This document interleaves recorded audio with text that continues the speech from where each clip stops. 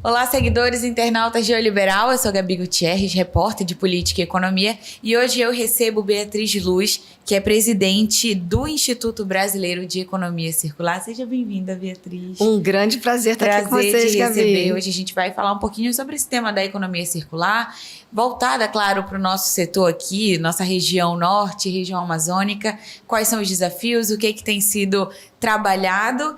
E assim, como a economia circular pode ser aplicada na Amazônia, considerando as nossas peculiaridades, né, as nossas características únicas, e como a biodiversidade pode ser um fator plus aí para promover essa economia aqui. Pois é, Gabi, eu acho que esse é o grande diferencial que a gente tem, né? A nossa biodiversidade. O Brasil é um país riquíssimo, criativo. Eu acho que a essência da economia circular, ela promove um redesenho de produto. Então, produtos mais duráveis, para serem reparados, compartilhados, que trazem na sua essência bases mais naturais, que podem ter origem a produtos de baixo carbono.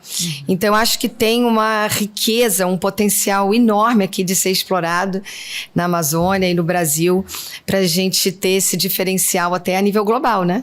Com certeza. E justamente falando dessa riqueza, né, dessa diversidade da produção, não só do Brasil, mas em específico aqui da Amazônia, quais tu analisa como os principais produtos ou setores da economia amazônica que podem ser mais fortes, ter maior destaque aí nessa economia? Eu acho que tem uma multiplicidade aí de setores para a gente analisar, né? Desde produtos com base na Amazônia, mas também energia, mineração, todos esses setores, porque a base, a essência da economia circular é uma economia que tem uma nova definição de valor. Então, é uma economia mais equilibrada, que trabalha os setores de forma combinada. Então, por exemplo, os resíduos da mineração podem ser utilizados na indústria da cerâmica, na agricultura. Então, é aquele olhar de visão compartilhada. Então, a gente tem que aprender também essa nova governança de atores. É um trabalho que vai precisar de alianças entre setores, o público e o privado trabalhando junto, e a sociedade entendendo também que a gente precisa de novos comportamentos, atitudes, para valorizar o produto local, o produto mais durável, consertar ao invés de comprar e jogar fora. Então, é tudo isso que a circularidade traz de oportunidades para a gente, né? Com certeza. E agora, falando dessas oportunidades, a gente não pode deixar de observar os obstáculos para, de fato, implementar, vamos dizer assim, essa economia. O que vocês observam e o que tu pontuaria como principais obstáculos, na verdade, principais obstáculos para fazer a economia circular acontecer na região norte? Eu acho que tem uma série de coisas que tem que acontecer ao mesmo tempo, que eu digo, né?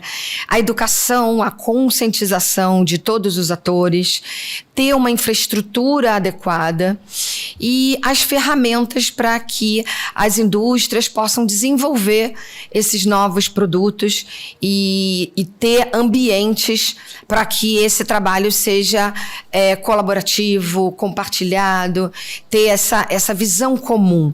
Então, eu acho que um obstáculo, mas ao mesmo tempo uma oportunidade, é a gente unir atores para criar uma visão comum. Esse novo olhar para desenvolvimento, para competitividade, onde a gente promove a durabilidade, a gente promove a regeneração, né, o redesenho de produtos e transformando esse olhar de custo para investimento. E agora falando de, como tu falaste, são muitas coisas acontecendo ao mesmo tempo para fazer um único objetivo, né? Mas aí, o que pode ser feito de políticas públicas para dar esse gás, esse impulso. Eu me lembro, eu tô nessa jornada há uns 10 anos, né, Gabi? E uma das coisas que sempre foi pontuado é que a gente precisava ter uma visão comum de país para que a gente pudesse realmente avançar. Então, em 2023, o Brasil lançou a Política Nacional de Economia Circular. E já no ano passado, a gente viu o lançamento da Estratégia Nacional de Economia Circular. Então, eu acho que isso é uma demonstração, né, da importância, da relevância desse novo olhar para produção e consumo. E a gente está com a expectativa, agora a gente vai receber, antes da COP30, onde a gente vai ter tantos atores internacionais aqui com a gente vai ter o Fórum Global de Economia Circular em São Paulo, em 2 semanas. E a gente tem a expectativa aí que o governo vai lançar o plano de ação dos próximos 10 anos para a economia circular. Ótimo. E, assim, tu achas que na COP30, tu achas que isso pode abrir uma porta, lógico, não apenas pelos atores globais, né, as pessoas que vêm de todo mundo com novas ideias, pensamentos diferentes. Tu achas que a questão da economia circular, ela pode entrar de fato nesse debate que a visão da população de modo geral, ela é tão voltada somente para o clima? Eu acho que a economia circular pode e deve ser uma essência da discussão da COP30, porque a gente tem que ir além das questões de mitigação e descarbonização, a gente tem que trabalhar na adaptação e olhando para iniciativas já existentes e da atração, da alavanca, da escala. Então, é importante pontuar que quando a gente olha para as emissões globais e todos os impactos das mudanças climáticas, 55% vem do impacto do uso de energia. Então, é natural a gente ficar discutindo transição energética, novas formas, né, de energia, mas a gente tem que entender o que são esses outros 45%. E isso tem a ver com os produtos que a gente usa no dia a dia, os commodities, o uso da terra, produção de alimentos. Então, quando a gente olha para essa produção de uma maneira diferenciada, a gente pode reduzir até 40% as emissões de gases de efeito estufa. Uma redução muito significativa, né? E assim, voltando pro eixo aqui, Belém, Pará, vocês fazem algum tipo de parceria, algum tipo de aliança com o poder público e instituições locais para promover isso? Como é que vocês veem o cenário dessa promoção da economia circular aqui em Belém, aqui no Pará?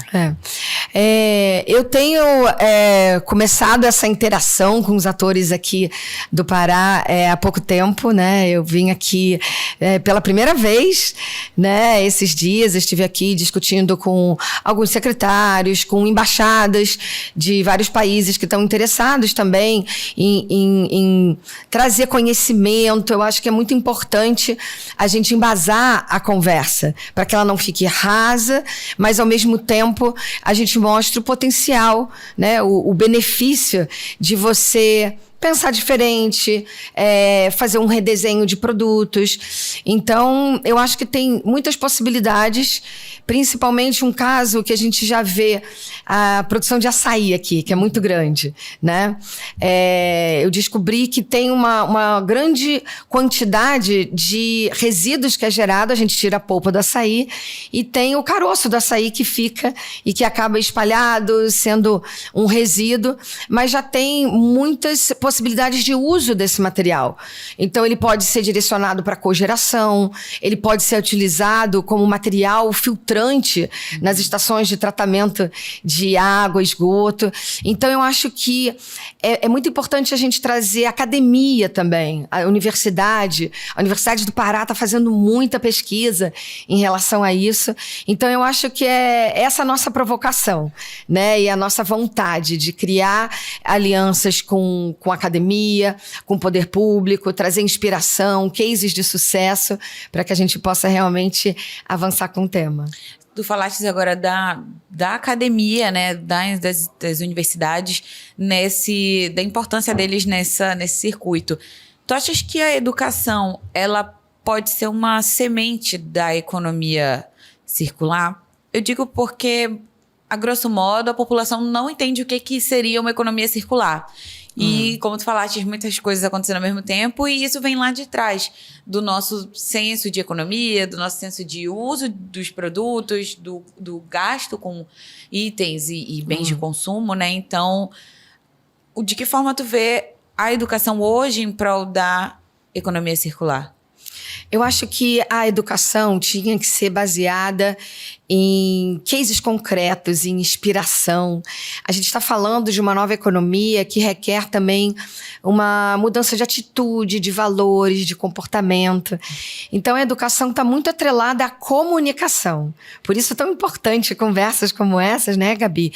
Porque a gente tem diferentes níveis de penetração da mensagem. Então, a gente tem que comunicar de forma adequada com o governo, para o governo poder desenhar políticas públicas que sejam favoráveis. A gente precisa ter uma comunicação interna nas indústrias, unindo todos os departamentos, uma comunicação ao longo da cadeia produtiva, entre setores, como eu já mencionei, e com certeza a comunicação para a sociedade. Então, para a sociedade entender que o que a gente está querendo promover é uma nova experiência de consumo. Não é deixar de consumir, mas é consumir de forma diferente, né? É ser mais questionador. Será que eu preciso ter a posse de um produto? Ou eu posso me transformar, ao invés de um consumidor, num usuário, né? A indústria do compartilhamento. Então, a gente fala muito disso, das empresas estarem oferecendo ao mercado serviços ao invés de produto, uma nova experiência de consumo, né? Legal. E a gente não pode deixar de falar do setor privado, né? Que são ali uma grande parcela dessa produção e do consumo da população, né? E como é que eles se posicionam hoje? Existe uma resistência ou já tem sido mais flexibilizado essa relação de quem vende produtos com a economia circular?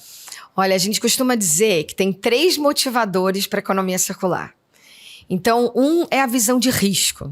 Quando aquele setor já vê que existe uma escassez de matéria-prima, existe uma grande competitividade, a eficiência não vai ser mais superada, então uma volatilidade da cadeia da matéria-prima. Tem a visão de oportunidade. Então, aquelas empresas que já estão vendo realmente como uma forma de atrair novos consumidores, a gente está com consumidores cada vez mais conscientes, demandando responsabilidades das empresas. E a terceira motivação, que é a missão. Então, a gente vê também muitas empresas nascendo já com esse estímulo de oferecer ao mercado um produto com uma história, né? Um produto que é feito, de repente, de uma matéria-prima residual, né? Ao invés de falar resíduo, lixo, a gente fala matéria-prima secundária, né? Bolsas feitas de câmara de pneu, né? Existe atores que estão processando guimba de cigarro, veja só, e transformando em polpa de que você pode fazer papel, caderno, várias coisas. E tem até um caso muito icônico que eu acho bacana, que é da Portobello, que ela está fazendo revestimento com as conchinhas do sururu, que vem lá de Maceió. Então, a gente come o sururu e não percebe que atrás daquele prato de comida tem todas aquelas conchinhas que ficam jogadas de volta na lagoa. E aí tem todo um trabalho sendo feito com as marisqueiras para recuperar as conchinhas, transformar em matéria-prima para revestimentos, que eu já coloquei na minha casa. Que legal! É legal a gente ver e poder passar para as pessoas, né, para a população, como isso pode fazer parte do nosso dia a dia, né? Porque às vezes parecem conceitos e medidas pouco alcançáveis, né? Assim, pouco palpáveis. Mas é legal a gente ver que isso vai tomando forma. E o que vocês esperam dos próximos anos, né? Para além de COP, é um ano inteiro pela frente, com muito trabalho normalmente, né? E quais são as expectativas de vocês para os próximos anos? Eu acho que é muito bom a gente estar recebendo todos esses eventos no nosso país, porque traz um senso de urgência, uma oportunidade de protagonismo da nossa parte também, né? De estimular novas alianças, novos modelos colaborativos para a gente realmente desenvolver produtos em escala que possam mostrar a potência do Brasil, não só a nível nacional, mas a nível internacional.